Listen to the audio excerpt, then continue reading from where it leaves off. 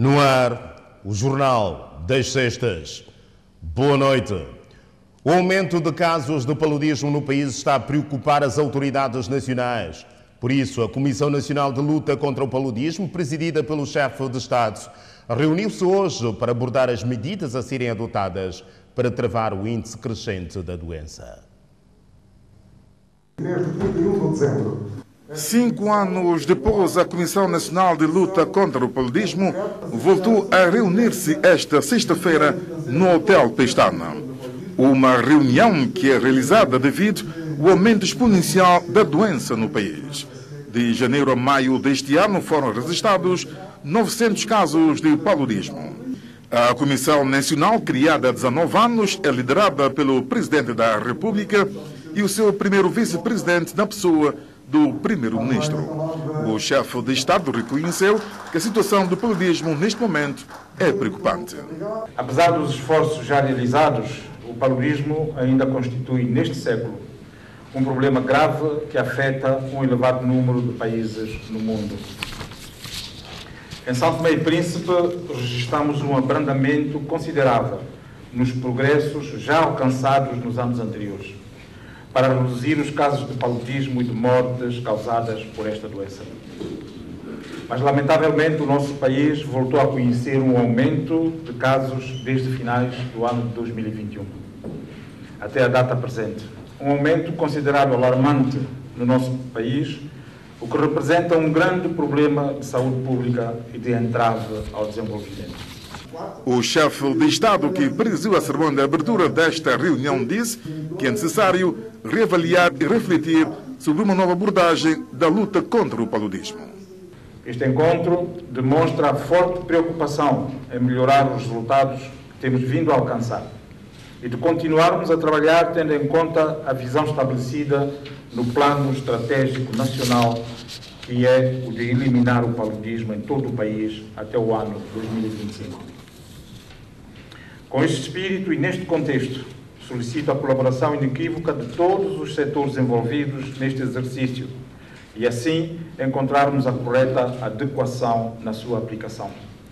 Carlos Villanova, a presidir pela primeira vez a Comissão Nacional de Luta contra o Paludismo, desde a sua criação em 2003, esta comissão reuniu-se apenas 3 vezes com os presidentes Fradique de Menezes, Manuel Pinto da Costa e Evaristo Carvalho. A luta contra o paludismo não é tarefa exclusiva do Governo e dos profissionais da saúde, mas sim de todo o Estado são-tomense, defendeu o Primeiro-Ministro, que também participou na reunião da Comissão Nacional de Luta contra o Paludismo.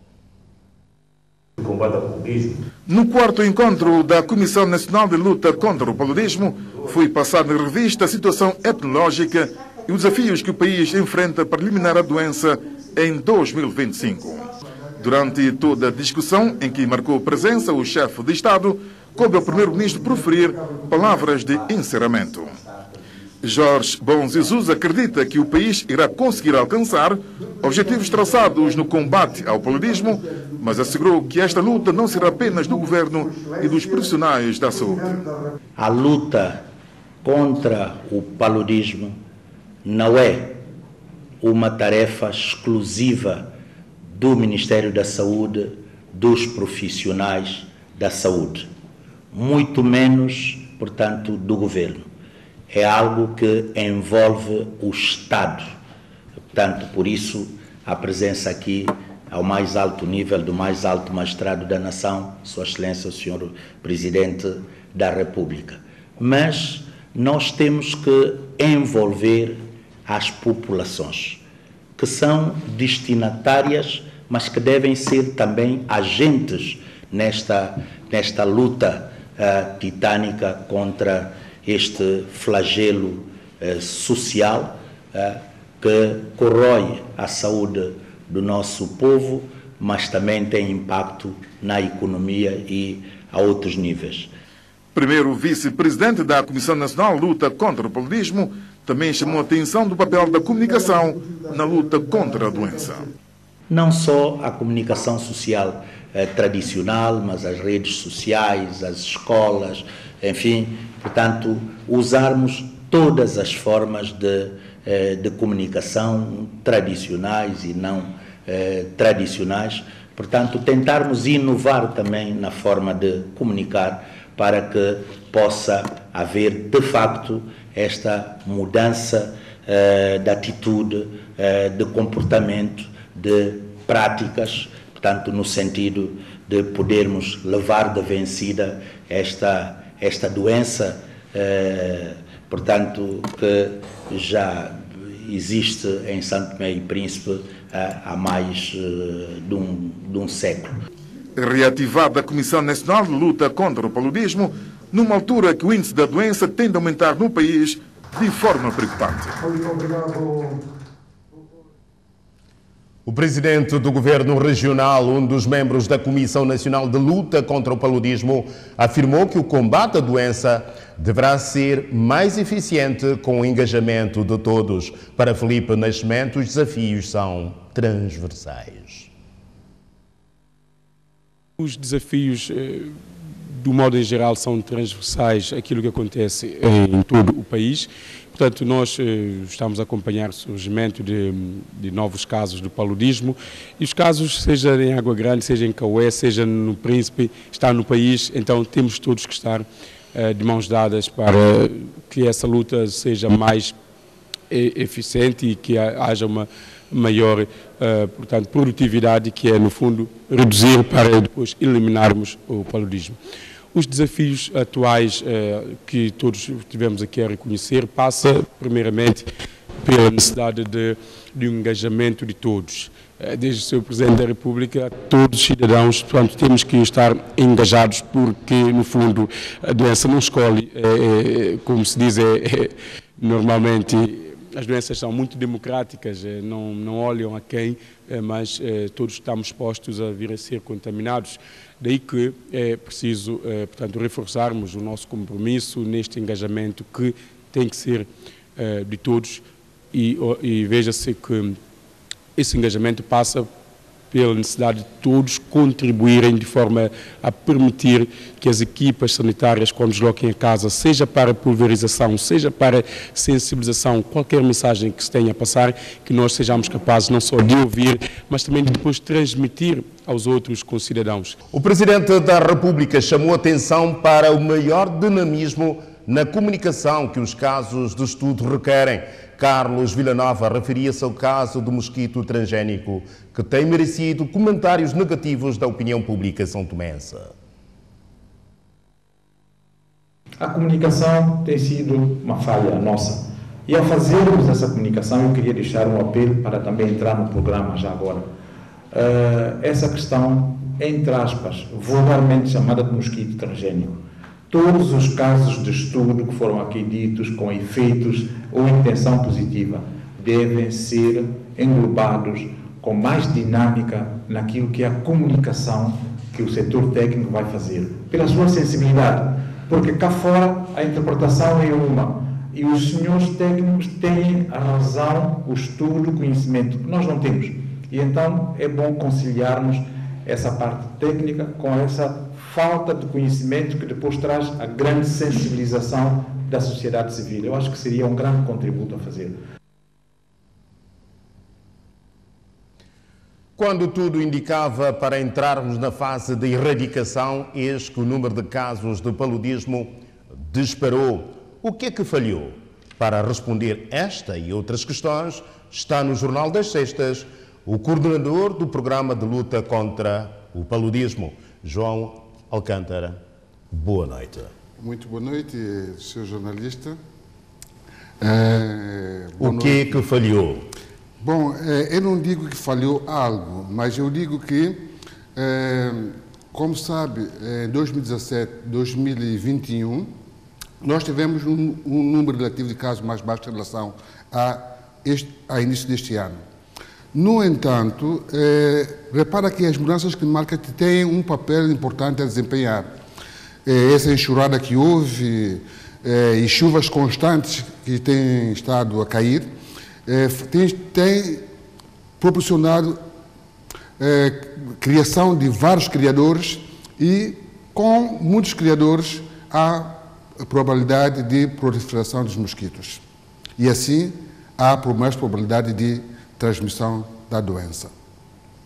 Então, será que essas chuvas que temos vindo a assistir nos últimos tempos estará também na origem? Não será que a Covid-19, toda a atenção dedicada a esta doença, terá contribuído também para afrouxar esta luta de combate ao paludismo? Uma vez que toda a atenção nos últimos meses, nos últimos 2 anos, estiveram viradas para o combate ao Covid-19. Respondendo à sua questão, a Covid-19 também proporcionou um pouco. Repara, a nossa atividade, que é a casa de pulverização interdomiciliar, é feita nas casas das pessoas. Com a Covid, muitas pessoas também deixaram de impedir que as pessoas entrassem às casas devido à Covid. Não sabe se nós estamos, se os agentes estão infectados ou não. E então, com isso, muitas pessoas não aceitavam as pulverizações. Mas, repara que em 2020, que a Covid estava mais alto, os casos de paludismo também não eram assim tão altos. Os casos de paludismo eram um pouco mais baixos. O ano passado, a Covid diminuiu um pouco e também os casos de paludismo aumentou ligeiramente. E este ano, a Covid, a situação está mais ou menos controlada, os casos estão aumentando. As mudanças climáticas têm um grande papel, desempenham grande papel importante na transmissão da doença, visto que existem muitos criadores. E esses criadores proporcionam, são fonte de, digamos assim, onde as larvas mais se desenvolvem e contribuem para a proliferação dos mosquitos. Mas não houve um afrouxamento também dentro do programa de luta contra o paludismo? Eu digo que não. Eu digo que as tarefas foram sempre feitas, embora aqui com a pandemia de Covid, houve muitos técnicos da saúde que também desviou-se um pouco para a Covid, deixando um pouco o paludismo, porque vimos que o Covid estava mesmo em pleno, né? Tínhamos que lutar para os dois lados. Mas isso só não levou com que os casos da doença este ano que nós estamos tivesse ganhado essa dimensão que ganhou. Mas não há vertente de prevenção.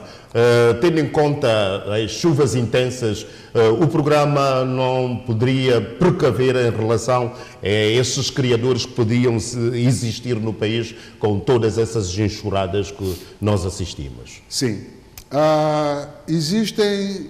Nós temos na luta contra o vetor, nós temos a luta antilarvar, nós temos a luta contra os mosquitos adultos. Para os mosquitos, na fase larvar, portanto, nos criadores, nós utilizamos um produto chamado BTI, que é um produto biológico, que serve para lançarmos na água e daí esses bacilos vão devorar as larvas, impedindo que as larvas não atinjam a fase adulta. No entanto, chuvas constantes, quando se põe produto na água, chuvas constantes, arrasta, portanto, o produto. Isso significa que se nós pomos produto na água hoje, e se chover hoje, o produto não vai fazer efeito desejado, porque a água é arrastada pela água da chuva. Outra parte importante que falou que é a prevenção que nós fazemos com a pulverização das casas, o uso de mosquiteiro, que é uma das medidas de prevenção muito boa. A população, uma grande parte da população não tem estado a aceitar a pulverização. Não aceitando a pulverização, os números de casos de paludismo podem aumentar. Eu gostaria de dizer que a região autónoma do Príncipe... Mas não aceitando a pulverização, nós sabemos que há penalização para as pessoas que não abrem as suas portas para a entrada dos agentes pulverizadores. Tanto é que sabemos que muitos continuam a ignorar esta medida, não é? Até hoje, quantas pessoas já foram penalizadas por não aceitarem? a entrada dos agentes pulverizadores às suas casas? Não, embora existe uma lei... existe penalização. Sim, existe uma lei publicada em julho de 1980, uma lei já bastante antiga, que está sendo adequada, essa lei tem que ser adequada depois para entrar em vigor. Porque... Mas não havendo lei, pode-se pegar naquela antiga e penalizar as pessoas, porque, no fundo, há aquele ditado que diz o justo pagará pelo pecador. É verdade. A coima que existe na antiga lei é uma coima de 10 dobras. 10 dobras para hoje não é nada, qualquer pessoa pode pagar. Então, teremos que adequar a lei com as exigências, com os números atuais, atualizando o número de coima para que seja aplicada.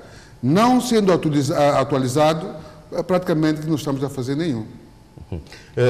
Aliás, o Primeiro-Ministro, na sua recente entrevista, teria dito que é necessário endurecer essas penalizações. Vocês têm feito alguma pressão às autoridades no sentido de melhorarem esta lei para que as pessoas que vierem a ser penalizadas sintam o peso dessas penalizações e contribuem da melhor forma para essa luta de combate ao paludismo, passo a redundância? Até agora nós pensamos que a melhor maneira é a sensibilização da população. A população deve ser sensibilizada e conhecer qual é o risco que ele corre se a casa não for pulverizada. Depois da sensibilização, depois de voltar a sensibilizar a população e explicar outra vez quais são as vantagens da pulverização, aí sim podemos aplicar a lei. Porque as pessoas estão a ignorar, estão a ver que o paludismo já não constitui um problema de saúde pública em São Tomé e Príncipe. Estão a ver isso. Mas sabe que a própria comunicação social muito tem contribuído para essa campanha de sensibilização. Não acha que chegou a hora de penalizar as pessoas que não estão a colaborar? Estamos mesmo de acordo que se faça, que se adeque a lei da maneira que as pessoas que não pulverizarem sejam penalizadas. Porque senão não vamos atingir a meta que nós desejamos, que é eliminar o paludismo em São Tomé e Príncipe. Isto é que o país quer, eliminação do paludismo. E a eliminação do paludismo tem que haver a contribuição de todos. Se não há colaboração das pessoas, não haverá esse desejo do país entrar à eliminação. Veja, a eliminação do paludismo vai proporcionar ao país a entrada de turistas para o país. Entrada de turistas, pessoas que não ficam doentes, os alunos que podem ir para a escola, rendimento escolar, tudo isso, com o paludismo, tudo isso é um retrocesso.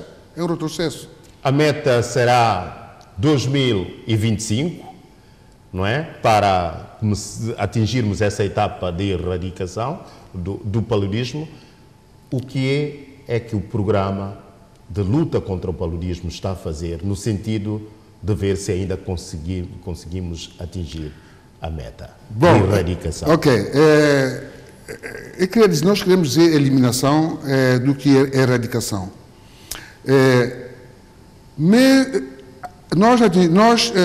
São Tomé e Príncipe, no seu plano, diz que a meta para a eliminação do paludismo no país é 2025. Mas nós vemos que está comprometido, porque para nós atingirmos a eliminação, a partir de 2022, deveríamos ter zero casos autóctones. No entanto, isto não está a acontecer. Mas, mesmo o país todo não puder entrar na eliminação, podemos fazer isso faseado. Nós temos a região autónoma do Príncipe, nós temos o distrito de Cauê, que tem resultados encorajadores. Podemos pegar no distrito de Cauê e região autónoma do Príncipe, fazer uma eliminação, começar com uma eliminação subnacional e depois irmos para outros distritos. É o que vai propor às autoridades, neste caso, enquanto o coordenador do programa? Sim, nós fizemos um plano estratégico nacional 2017-2021 que nós dizíamos que eliminar o paludismo em 2025. O plano estratégico nacional já terminou em dezembro de 2021 e agora estamos a tentar fazer a avaliação do programa, avaliar o programa, e depois dessa avaliação do programa vamos elaborar um novo plano estratégico nacional 2022-2026. Aí iremos traçar novas orientações e ver quais são as metas mais adequadas para o país. Aliás, o próprio Presidente da República tocou neste assunto, a introdução no país do mosquito geneticamente modificado queria ajudar nesta eliminação do paludismo através da experiência da Universidade de Califórnia. Esta introdução deste mosquito está a resultar ou ainda ele não foi introduzido como tal no país? Bom, ainda não. Ainda não. Ainda não foi introduzido esse mosquito geneticamente modificado? Não, ainda não. Ainda não. Mas isso faz parte do programa da estratégia de luta? Poderá fazer. Poderá fazer.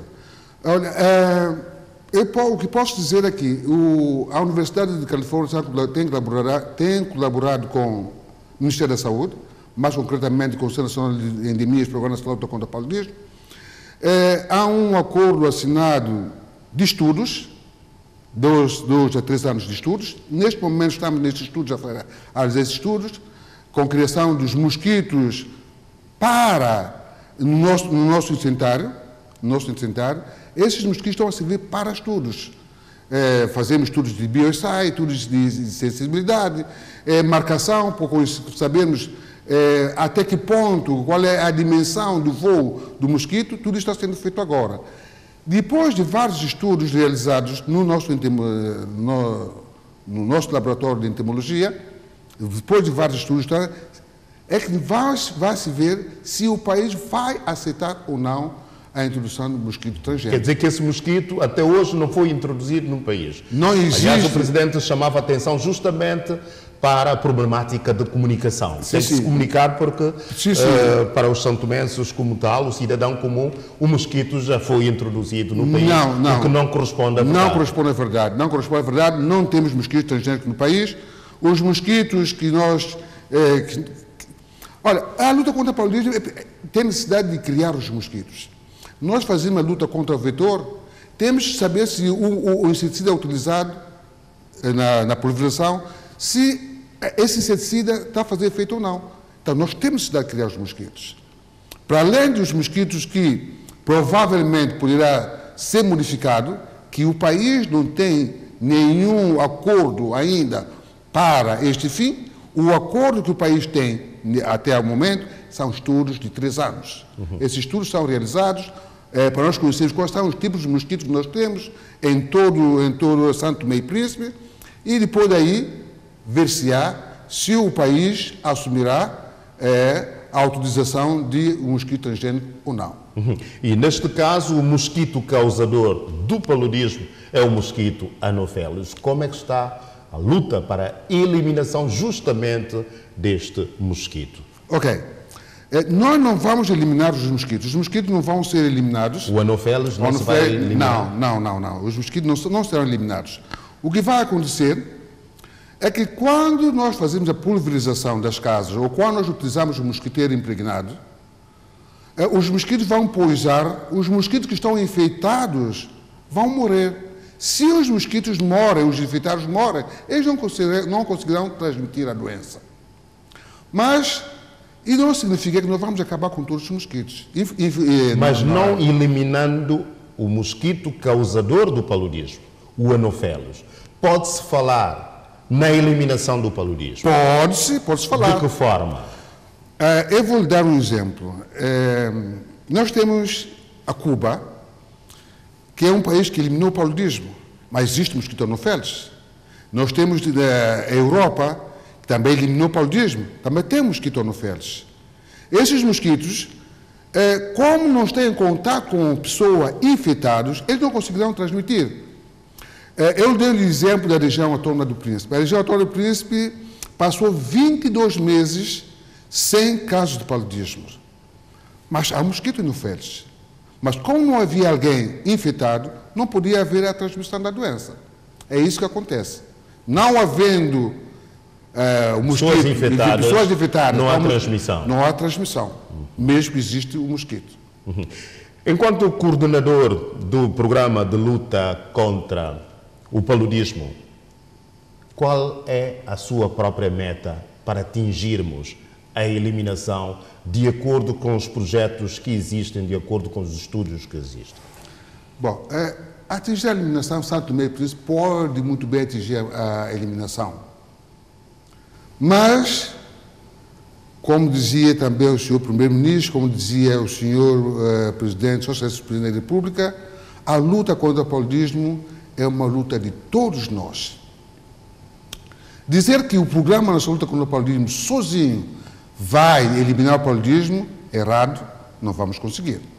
É uma luta em que é chamada toda a pessoa, o pessoal de saúde, esta saúde, ou seja, toda a sociedade deve estar disposto para esta tarefa, porque só assim é que podemos também ter mais.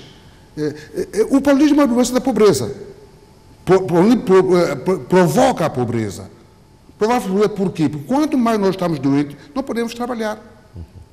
A economia do país vai caindo. É a chamada morbilidade. Por isso, nós podemos atingir a eliminação, mas com a ajuda de todos. Nesta luta do combate ao paludismo, com que parceiros São Tomé e Príncipe conta? E qual tem sido o papel de cada um deles? Ok, nós temos o Fundo Global, um grande parceiro, que a subvenção atual, 2021-2023, tem para o paludismo cerca de 9 bilhões de euros. Depois nós temos a China, a República da China Popular, que também apoia o país na preparação, na busca ativa dos casos, tratamento de massa. Nós estamos a fazer tratamento de massa. Tratamento de massa é uma medida preventiva que se utiliza, dando medicamento às pessoas sem elas estarem presumivelmente doentes. Então, elas devem tomar esses medicamentos, nós fazemos tratamento de massa, para evitar que não tenha, portanto, não venha apanhar o paludismo. Portanto, nós temos a China, nós temos a Unicef, nós temos a OMS, parceiros técnicos. São parceiros técnicos para orientar o país. Então, nós temos a OMS, parceiro técnico, nós temos a China, que é parceiro técnico e, ao mesmo tempo, financeiro, e o Fundo Global, como eu acabei de dizer, que nos dá... E neste caso concreto, disse que deve ser uma luta de todos. Que apelo gostava de deixar à população no sentido de se tomar a sério? Bom, nós fizemos o lançamento do mosquiteiro há 3 dias atrás. O objetivo do lançamento que se fez quer dizer que vamos colocar mosquiteiros em toda a localidade do país. Começando primeiro pelos distritos mais acometidos pela doença, Mesoche, Lembá e Lobata. Posteriormente, nessa primeira fase, e posteriormente vamos passar para outros distritos. Gratuitamente. Gratuitamente. Portanto, isso é um dos meios de proteção, uma medida de proteção individual. Que eu apelo que toda a gente deve dormir, não dizendo que o mosquiteiro faz calor e depois de fazer calor as pessoas não utilizam. Não. Deve utilizar o mosquiteiro, que é um meio de proteção individual. Toda a família deve usar. Outro é a pulverização. Nós estamos no processo de formação do pessoal para a pulverização, que vai iniciar neste mesmo mês em Água Grande e em Caué. O meu apelo é ao Distrito de Água Grande. O Distrito de Água Grande normalmente tem uma cobertura muito baixa, uma cobertura de 65%. Para atingirmos uma cobertura universal, que é 80%, só esta cobertura que nos garante que a população está coberta. E nós estamos a falar do distrito mais populoso do país. Sim, Distrito de Água Grande, Distrito de Mesoche, onde a cobertura não atinge 80%. Temos que ter uma cobertura universal de 80% para o mosquiteiro e uma cobertura universal de 80% para a pulverização interdomiciliar. E, para toda a população, apelo que faço é abrir as portas, aceitar a pulverização, dormir debaixo dos mosquiteiros e evitar as águas paradas. Nós temos muitos criadores ao redor do nosso quintal, latas, panelas velhas, casca de coco, casca de búzio, etc. Esses criadores são propícios para a proliferação dos mosquitos. Tem que contar com outros espantalhos grandes que também contribuem. Nós fazemos a aplicação de produto nos espantalhos grandes e a população deve contribuir para a eliminação desses pequenos recipientes que são reversores de água, que os mosquitos gostam de fazer a postura dos seus ovos. A par disto, também uma maior agressividade, no bom sentido da palavra, dos próprios agentes do Centro Nacional de Endemias, quer no sentido da chamada vigilância, quer na sensibilização da população.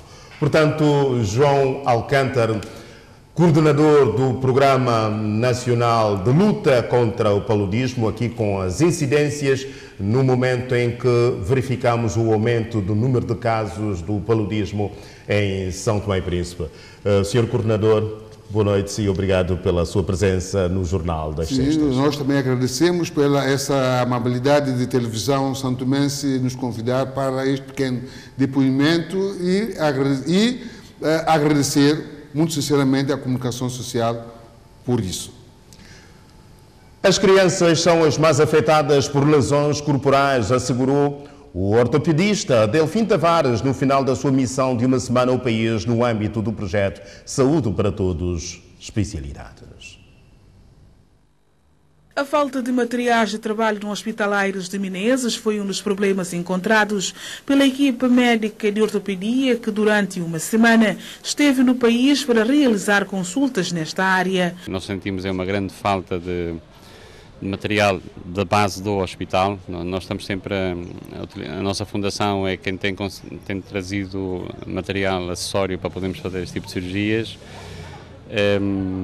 Porque de facto as pessoas estão disponíveis, as pessoas estão cá. Isto é uma questão só de organização e de material a utilizar. E basta não haver um motor ou haver uma falta de uma coisa básica para não conseguirmos operar durante alguns dias e ficar os doentes internados eternamente à espera de serem operados. Portanto, doentes que podiam, por exemplo, serem operados hoje e terem alta amanhã, estão internados muitas vezes um mês ou dois à espera de uma cirurgia porque não conseguem. Ao todo, a equipa atendeu cerca de 60 doentes, entre cirurgias, consultas marcadas, novas consultas e doentes que supostamente poderão ser evacuados. Todos eles doentes com idades compreendidas entre os 0 aos 18 anos. Começamos o bloco operatório, começamos a operar, fizemos uma média de 10 doentes em toda esta semana. Cabe de referir que foram doentes com 3, 4 horas de cirurgia, doentes complicados, que é uma coisa que já não se fazia há algum tempo. Normalmente fazíamos muitos doentes, mas eram coisas mais 1 hora, 2 horas. Desta vez foram coisas mesmo complicadas, doentes com grandes deformidades. E correram todos bem. Apesar do balanço positivo, foi possível constatar que, à medida que chega uma nova missão ao país, há sempre uma novidade.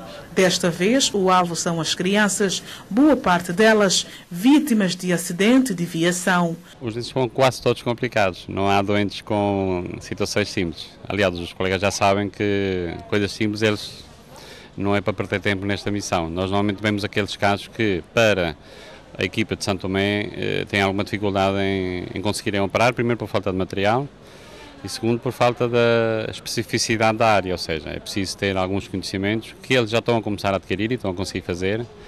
E eu acho que com o futuro, com este rumo, se continuamos todos nesta linha, vamos conseguir ter uma autonomia nesse aspecto, em termos de técnica, para poderem fazer esses doentes aqui em São Tomé. E o que está à base desse problema? É as deformidades, doentes que têm crianças com fraturas que ficam mal alinhadas porque não têm material para poderem tratá-las ou operar na altura, crianças com infecções que têm deformidades nas pernas ou nos braços que depois ficam com sequelas funcionais, crianças têm uma perna mais curta que a outra, um braço mais curto que o outro, que não conseguem mobilizar e temos que mais ou menos alinhar a perna ao mesmo tempo, ficarem igual. Há diversas coisas, principalmente crianças com problemas de deformidades congénitas ou sequelas de trauma, de acidentes de viação. Nesta missão, os médicos constataram também que, por falta de condições do Hospital Central, muitos doentes ficam internados mais do que devido, o que complica o seu estado de saúde. Doentes que são tratados mais depressa têm menos complicações e até está mais barato ao Estado se não tiver estas complicações, porque vem menos a consulta, está menos tempo internado, há menos gastos. Doentes que levam muito tempo a serem operados têm mais complicações e vão ser doentes que vão ficar eternamente na consulta porque nunca ficam bem, ficam melhor, nunca vão ficando bem. Portanto, é importante apostar no material base que é necessário hospitalar para poder tratar destes doentes, tanto no bloco operatório como nos internamentos, é importante ter esta noção, para minimizar os tempos de internamento e conseguir com isto ter uma maior efetividade em termos do resultado final daquilo que nós estamos a fazer, do nosso tratamento. Muitos doentes que nós operamos tiveram alta no mesmo dia e outros tiveram alta no dia a seguir. Pronto, um dia que passa é um dia que custa dinheiro ao hospital, não faço ideia qual é o valor, mas somar isto tudo, imagine o que se podia poupar se tivéssemos as coisas à mão para podermos trabalhar. De sublinhar que esta equipa de ortopedia infantil é a continuidade de várias missões médicas que vêm ao país para realizar consultas, fruto do projeto Saúde para Todos. Foram confirmados 30 casos da dengue no país, com exceção de Caué e Lembá. A doença já está em todos os outros distritos do país, com Água Grande a liderar a lista. No Jornal das Sextas está a delegada da área de saúde de Água Grande. Doutora, boa noite. Boa noite. É mais uma dor de cabeça para a saúde pública. Não bastava a Covid-19, os casos do paludismo que têm aumentado e agora a dengue. Muito boa noite, Sr. Jornalista. Boa noite a todos os telespectadores. Eu não diria uma dor de cabeça, diria mais um desafio. Nós estamos num mundo globalizado, em que realmente os desafios vão surgindo e o que devemos ter em conta é a melhoria da capacidade do país em fazer o diagnóstico das doenças que forem surgindo, de podermos tratar e evitar a morbilidade e mortalidade da nossa população. E de onde é que vem esta doença?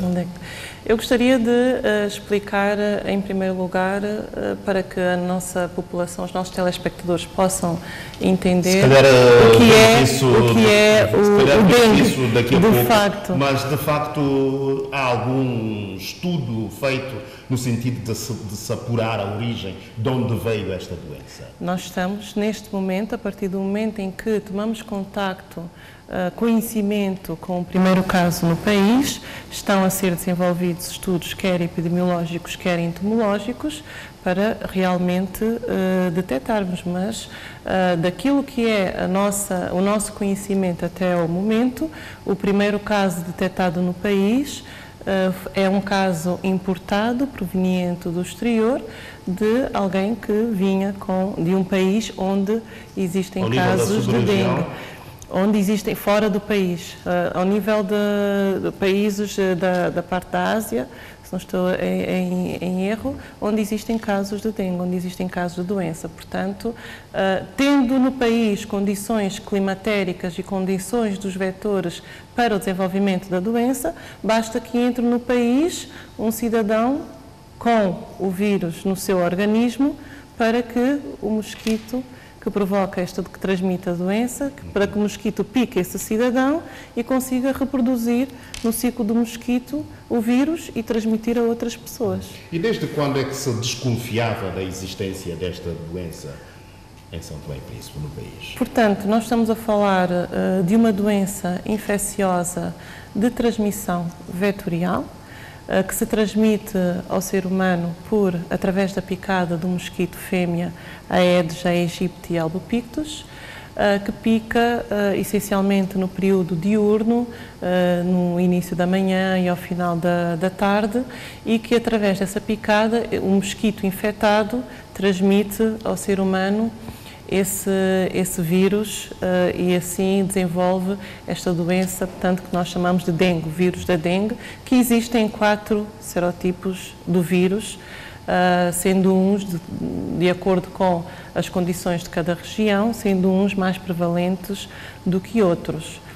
Nós, como falei há bocadinho, tivemos contacto ao conhecimento do primeiro caso no dia 11 de abril do presente ano, através da realização, a sintomatologia que o paciente apresentava dentro daquilo que é o mais prevalente no país, foram descartadas as outras hipóteses de diagnóstico e chegou-se à conclusão que teríamos uma possível situação de dengue, tendo-se realizado o teste rápido diagnóstico que evidenciou essa positividade. Doutora, há o caso de um estrangeiro que morreu há sensivelmente 4 a 5 meses com uma hemorragia tanto quanto estranha. Há também uma jovem em São Marçal, segundo as informações, que terá morrido também com uma hemorragia. Esses casos não poderão estar associados à dengue?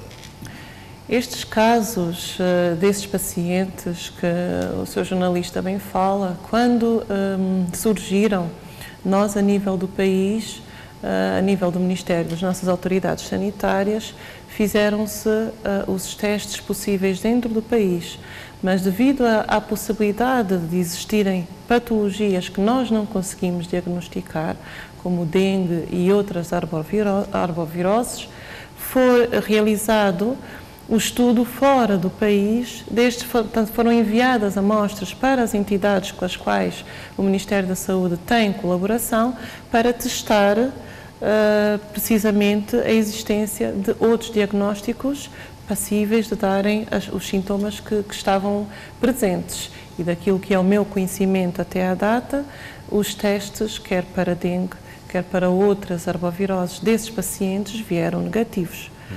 Portanto, nessa altura, este diagnóstico específico foi descartado. Já agora, quais os sintomas da doença, o que é a dengue e como é que se transmite? Apesar da doutora já ter dado algumas explicações. Realmente, como falei há bocadinho, estamos a falar de uma doença infecciosa, de transmissão através de uma picada de mosquito, e transmite o vírus para... O mosquito está infectado e transmite o vírus para o homem. Realça-se a nível da sintomatologia que 50% a 80% dos pacientes ou das pessoas que estejam infectadas com dengue podem não apresentar qualquer tipo de sintomatologia. Portanto, aquilo que nós dizemos, os casos assintomáticos. Entretanto, que são muito comuns, geralmente na primeira infecção do dengue, pelo vírus da dengue.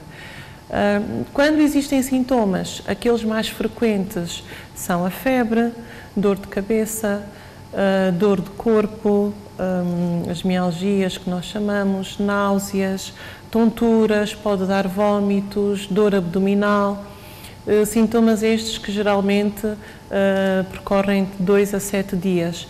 Em casos mais graves, quando falamos em pacientes que desenvolvem complicações da infecção, nós podemos ter situações ou manifestações hemorrágicas. E quando é que ela evolui para hemorragia? Nós não podemos predizer quando um doente é infectado com o vírus da dengue, quando é que este doente vai evoluir para uma situação mais grave ou mais ligeira. No entanto, sabemos, em termos mais globais, de que os doentes com mais comorbilidades, os doentes com imunidade mais baixa, doentes debilitados, doentes que têm outras patologias crónicas, doentes que fazem um conjunto de medicamentos, alguns deles contraindicados nesta patologia, têm maior probabilidade de desenvolver essas manifestações hemorrágicas, que por vezes são graves, outras vezes são manifestações menos graves, mais ligeiras, digamos assim. Estamos na presença de uma doença altamente perigosa, assim podemos chamar. É uma doença perigosa. Devo realçar aqui que não existe probabilidade de infectar contacto direto pessoa a pessoa. Portanto, não estamos a falar de uma doença como o Covid, em que o tratar do paciente ou lidar com alguém que esteja contaminado é perigoso. Essa possibilidade não está sobre a mesa. Contudo, pela probabilidade de poder desenvolver complicações graves, manifestações graves e morte, naturalmente, que é uma doença perigosa, uma doença que deve levar a que as autoridades sanitárias façam tudo o que esteja ao seu alcance para conter o surto e evitar que haja, Qual é o de tratamento facto, para a doença, já agora? Não existe um tratamento específico. O dengue não tem um tratamento específico para o vírus da dengue. Existe, sim, um tratamento dos sintomas que o paciente apresenta e, portanto, nós fazemos o tratamento dirigido, se apresenta desidratação, se apresenta febre, se apresenta essas manifestações. Nos casos mais graves, com manifestações hemorrágicas, pode haver necessidade de efetuarmos transfusões sanguíneas. Portanto, nós vamos tratando a sintomatologia que os pacientes vão apresentando. Não existe um tratamento específico para o dengue. Importa realçar aqui também, a nível do tratamento, que caso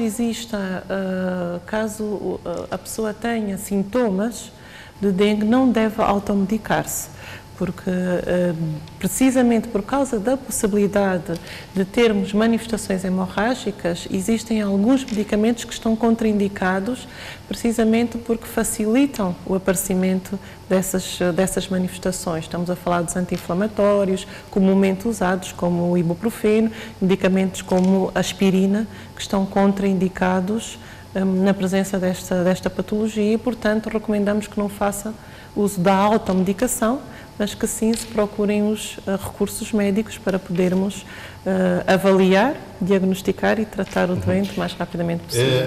A questão pertinente é se o país já tem meios de diagnóstico da doença.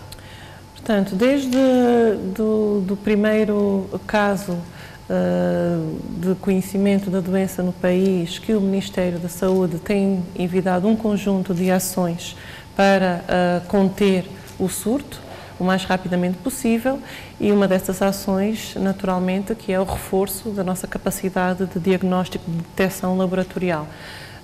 Estamos a falar de testes de diagnóstico rápidos que são caros.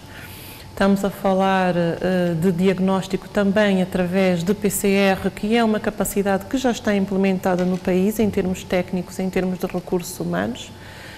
Contudo, o país já adquiriu alguns testes rápidos de diagnóstico, está a envidar esforços para a compra de mais testes e também para a aquisição dos reagentes, dos kits de reagentes específicos, quer de extração, quer de processamento das amostras, para termos a capacidade de diagnosticar através do PCR. Significa dizer que o doente já pode ser diagnosticado no país? O doente já pode ser diagnosticado no país, sim. Falou dos sintomas. Quais as diferenças entre os sintomas da dengue e os do paludismo?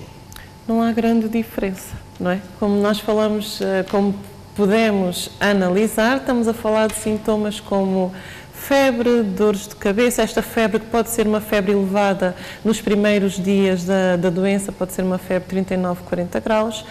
Estamos a falar de dores de corpo, dor abdominal, dores de cabeça.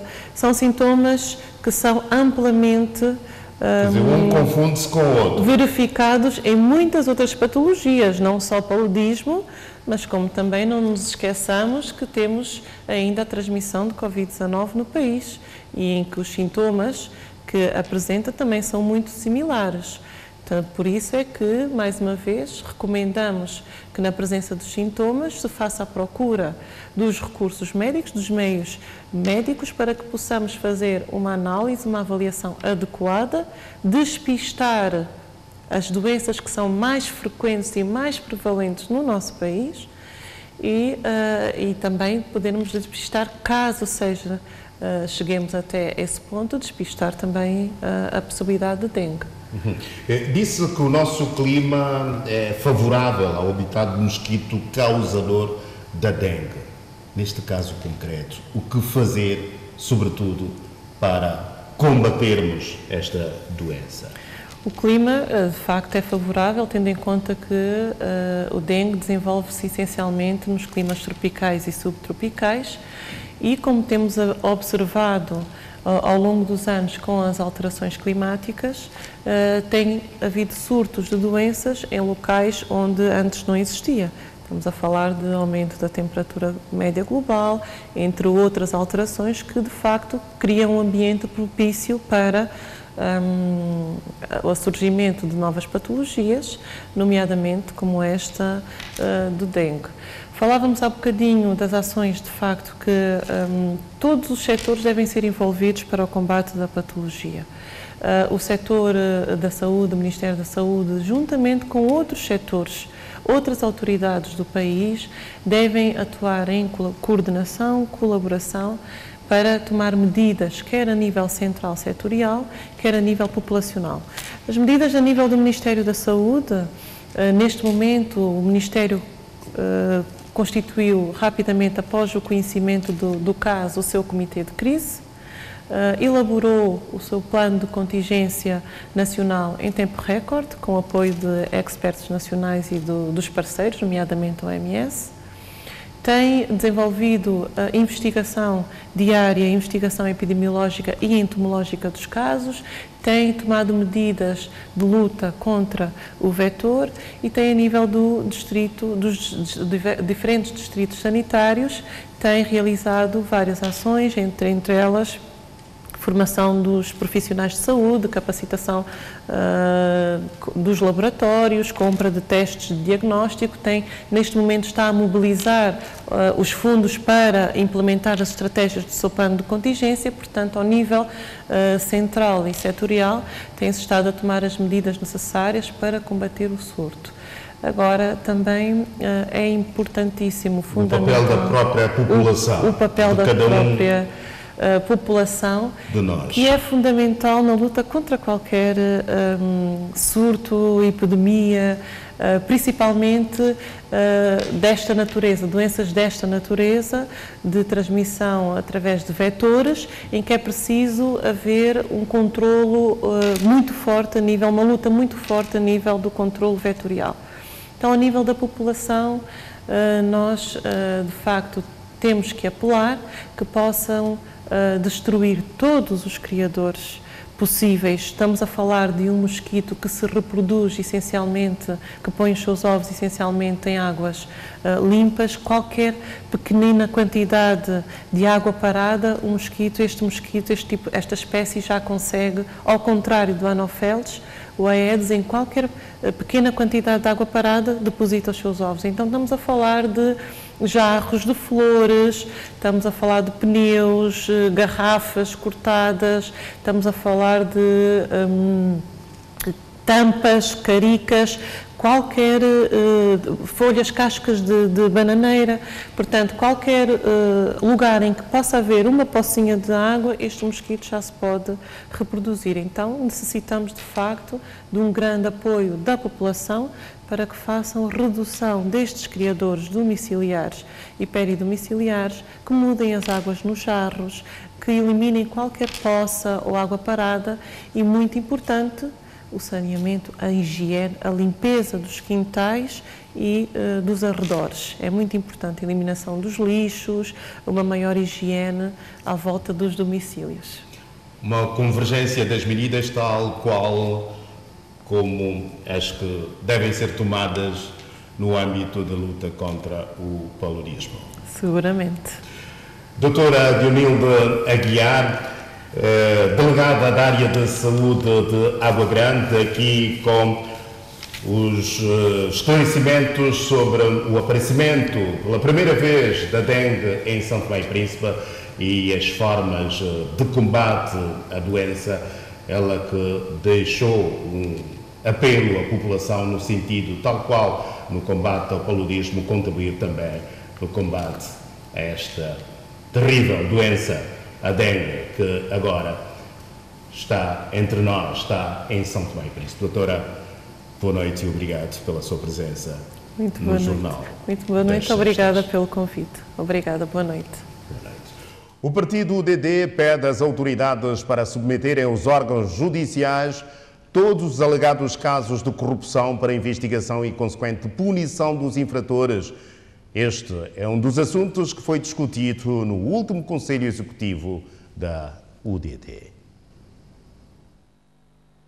A UDD endereça um forte apelo às instâncias governativas do país para que sejam submetidos aos órgãos judiciais competentes todos os alegados casos de corrupção a fim de serem devidamente investigados os infratores devidamente sancionados. O nosso Presidente da República, em várias declarações públicas, afirmou que o país padece de corrupção institucionalizada. Estas declarações levam a crer que a sua excelência terá posse de informações relevantes a esse respeito, pelo que se solicita ao mesmo que faça chegar aos órgãos do Poder Judicial todos os factos indiciantes da existência desses atos para que se dê início a um combate sério à corrupção e, por fim, ao clima de suspensão existente tão perverso no relacionamento com os nossos parceiros e eventuais investidores econômicos. Especificamente quanto ao caso de 30 milhões de dólares que envolve o país amigo e importante parceiro de cooperação, cuja notícia voltou-se a circular nos órgãos de informação angolana, é imperioso que se endereça cabalmente sobre este assunto, pois, até a data de hoje, o Ministério Público ou outra instituição competente não apresentou uma explicação aceitável aos santomenses. O partido UDD entende que todos os órgãos do poder do Estado, nomeadamente o Presidente da República, a Assembleia Nacional, o Governo e, sobretudo, o Poder Judicial, devem total respeito ao povo santomense para que juraram defender, pelo que estão obrigados a tudo fazer para o esclarecimento cabal de todo o alegado casos de corrupção.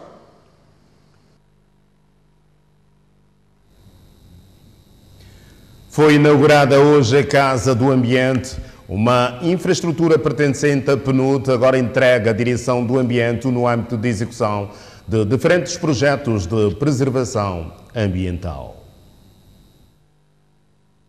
A casa pertence ao sistema das Nações Unidas e esteve muito tempo desabitada. Hoje foi oficialmente entregue à direção do ambiente para funcionar como escritório ou local de trabalho no âmbito dos diferentes projetos existentes ligados à proteção do ambiente. Porque estamos a inaugurar mais um espaço para projetos ligados à direção do ambiente e penso que é um grande prazer que este espaço que originalmente foi casa de representante de PNUD e depois ficou alguns anos sem utilização e cada ano que ficou mais e mais pior esta infraestrutura. Hoje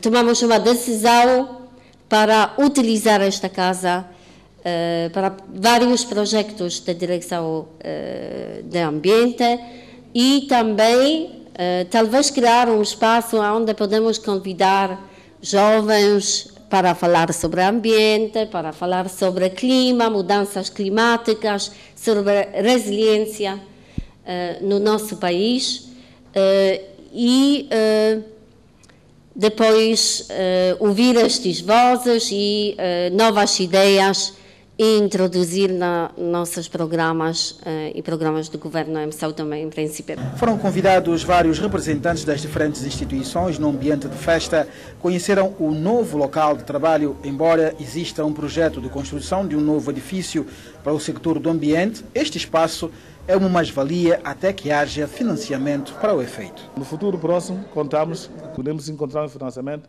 para alojar a própria direção de ambiente e não só, como outras organizações afins, portanto, direções afins. Portanto, eu só tenho que, nesse caso, agradecer ao sistema das Nações Unidas e particularmente para as Nações Unidas para o Ambiente, PNUD, para o desenvolvimento, para ver até que ponto nós sejamos mais ambiciosos, para dizer que nós dizemos, epa, hoje conseguimos isso, amanhã vamos conseguir. Isso é que é o desenvolvimento para mim, porque o desenvolvimento é, cada dia que passa, a gente encontrar novas coisas, nova tecnologia, novas oportunidades. Portanto, isso para mim, isso é que é o desenvolvimento. O desenvolvimento não é estar aí estagnado, sempre a bater na mesma tecla, isso vai, vamos fazer, não. Isso já é uma prova de que alguma coisa de novo aconteceu e vamos contar que no futuro vai haver mais oportunidades e mais coisas execuíveis. Uma visita guiada aos diferentes departamentos e um brinde à família fechou a ocasião.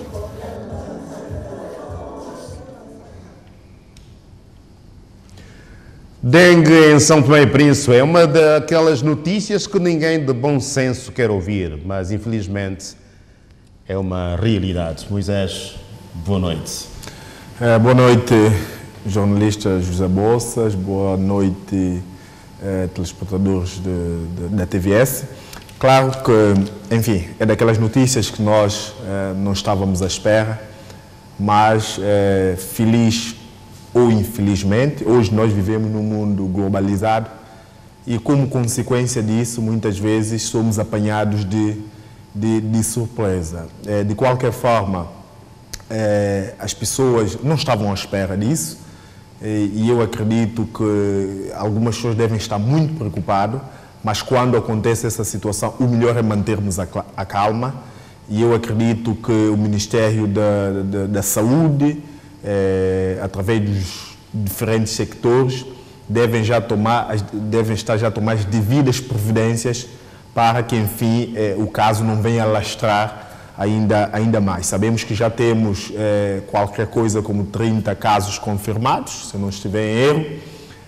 O apelo aqui é o envolvimento de todos, para que, enfim, claro, cada um tem que fazer a sua parte e a população tem uma responsabilidade muito grande também a desempenhar para que juntos possamos combater este mal. Nós não queremos que a dengue venha alastrar como alastrou-se o paludismo, como alastrou-se, por exemplo, a Covid. Portanto, o momento é mantermos a calma, envolvermos todos para podermos sair e ultrapassar este mau momento. 3 dos 17 candidatos que concorreram para a vaga de procurador adjunto no Ministério Público impugnaram o concurso. Moisés, mais um problema na Justiça com a própria Justiça. Bom, enfim, de facto, são daquelas coisas que, enfim, nós não gostávamos de ter que passar por isso.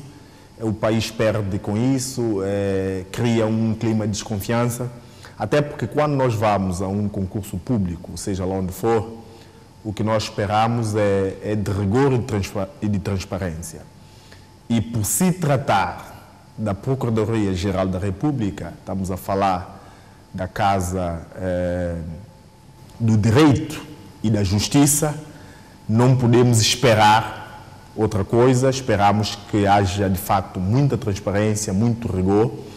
O apelo que eu gostava aqui de fazer, porque nós estamos a falar justamente da Casa do Direito e da Justiça, e eu acredito que a própria Casa encontrará a melhor forma para resolver e ultrapassarmos esta situação, que não é agradável, né? Deixa muito mal a imagem das nossas instituições, descredibiliza, de certa forma, as instituições. Nós estamos a falar de uma instituição com uma importância muito grande, estamos a falar da PGR, portanto, estamos a falar da Justiça, e com o descrédito que já existe à volta da Justiça, portanto, este episódio não vai ajudar de maneira nenhuma. Portanto, é preciso que, enfim, que haja neste momento reine o bom senso, mas que se esclareça de facto e que haja transparência e que dê a César o que é de César. São Tomé e Príncipe e Gabão assinaram um acordo de isenção de vistos. Já não era sem tempo. Já não era sem tempo, até porque o Gabão, do ponto de vista geográfico, é o vizinho mais próximo que nós temos E do ponto de vista também histórico, temos uma relação histórica com o Gabão já há muito tempo. Portanto, esta notícia da isenção dos vistos, sobretudo nos passaportes ordinários, vem aqui tornar-nos ainda mais próximos do nosso vizinho Gabão, vice-versa, mas, acima de tudo, pode ser também uma oportunidade para fomentar o empreendedorismo e os negócios. Como todos nós sabemos, o Gabão, que está aqui bastante próximo de nós, podemos tirar uma maior vantagem, até porque somos vizinhos e Gabão tem muitos consumidores, está aqui na região. Portanto, isto é uma oportunidade para os nossos empresários, os nossos empreendedores visitarem o Gabão, conhecer o sector privado e ver o que é que nós podemos fazer juntamente com os gaboneses. Daí que o apelo é parabenizar todos que estiverem envolvidos neste processo para que ele pudesse culminar e dizer que é isso que nós queremos. Nós precisamos de criar condições para que haja mobilidade para os santomenses. E quero eu acreditar que nos próximos dias esse acordo de mobilidade venha afetar também Santo Tomé e Portugal, que é uma rota que os nossos empresários reclamam bastante pela dificuldade de mobilidade. Portanto, o apelo aqui à nossa estrutura governativa Portugal, é que continue sim a negociar com outros países da CPLP para que haja condições para podermos circular livremente. Há um novo avião que está a assegurar a ligação entre as ilhas São Tomé e do Príncipe, um avião com 19 lugares que assegura 2 voos diários. Bom, é uma boa notícia, claro. A ilha irmã não pode ficar isolada, é preciso que haja a comunicação, até porque a forma de nós dinamizarmos o turismo tem que haver a circulação de pessoas e bens. Portanto, eu acredito que foi um bom desempenho das pessoas que estiveram envolvidas nisso, mas é o momento de nós começarmos a pensar também um pouco naquilo que nós podemos fazer. O próprio governo, o sector privado, sei que é um sector bastante fragilizado, mas se nós pudermos sonhar um pouco mais, isso vai nos ajudar e pode dignificar muito o nosso país. Daí que o apelo a todos, né, ao governo e aos nossos empresários, por que não pensarmos numa nossa aeronave, né?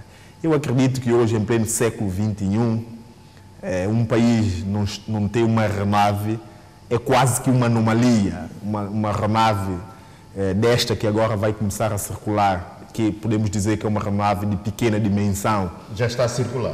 Já está a circular. Obrigado, Zé Bo. Já está a circular. Portanto, e sei que tivemos algum transtorno quando saiu a aeronave que era de uma empresa ucraniana e depois entrou a aeronave da Linhas Aéreas de Angola. Portanto, houve esse momento de transtorno. Portanto, é o momento que nós começamos a pensar por que não arranjarmos uma nossa própria aeronave. Vai dignificar, e eu não considero esse sonho de um sonho impossível.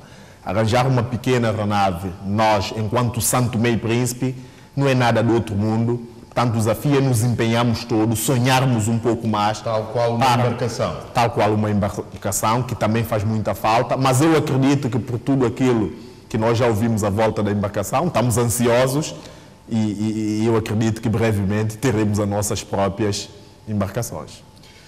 Moisés Viegas, com análise dos principais acontecimentos da semana aqui no Jornal das Sextas. Moisés, obrigado, boa noite e bom fim de semana. Boa noite, José Bosta, e boa noite a telespectadores santomenses.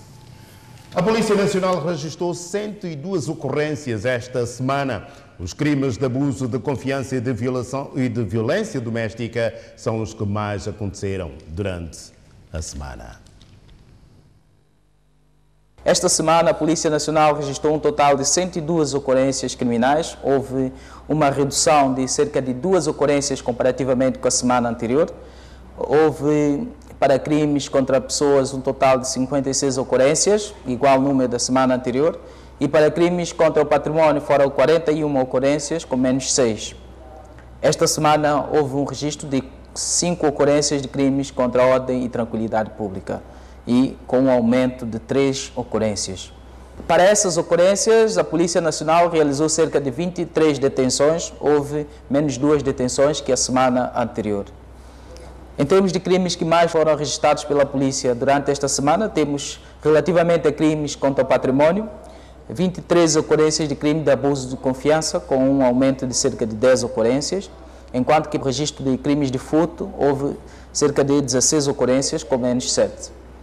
Quanto a crimes contra pessoas, a Polícia Nacional registrou 15 ocorrências de crime de violência doméstica, com menos 4 ocorrências, e para crimes de ofensas corporais, com 11 ocorrências, igual número da semana anterior. Ponto final a esta edição do Jornal das Sextas. Obrigado pela preferência e foi um grande prazer estar na sua companhia. Boa noite. Bom fim de semana.